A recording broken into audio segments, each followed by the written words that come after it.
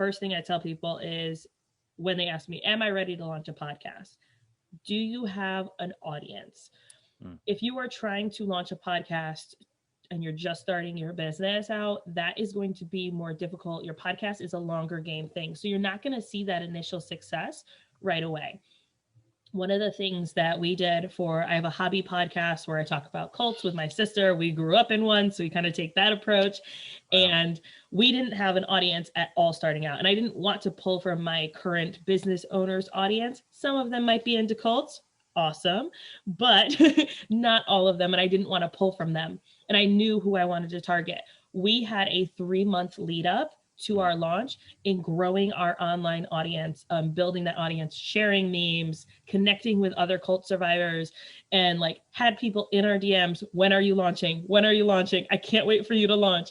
So having that forethought to say, okay, if I don't have an audience yet, how can I grow it to the point where I will have the success that I want to see for my podcast? And that success looks different for everyone. So one client that I have, she launched with less than 3,000 followers, was able to still hit 5 charts.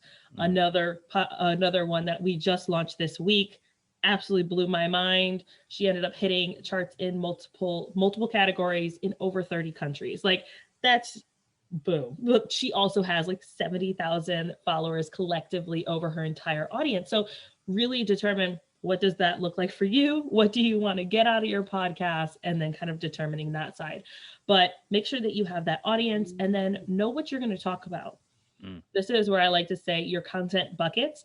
So you're a dad, right? So you know, you've been to the splash park or the splash pad with your kid, and there's that big bucket that fills up. That's your brain. That's all those ideas that kind of happen. And then it dumps out into either those spinny dials or other buckets. Those are your content buckets. So as I'm a podcaster talking about podcasts. So my podcast would be about podcast marketing, podcast management, maybe some mindset stuff in there.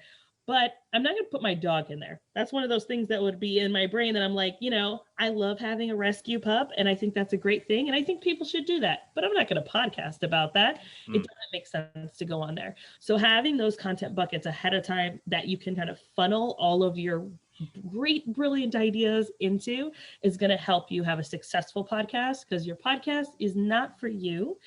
It is for your audience. And I think that's where people get really stuck, because they think, well, I can just talk about whatever I want to talk about. But people aren't going to keep showing up for the you show. Like, it's just not going to happen. They want to show up to get value, and you have to create content that is valuable for your audience.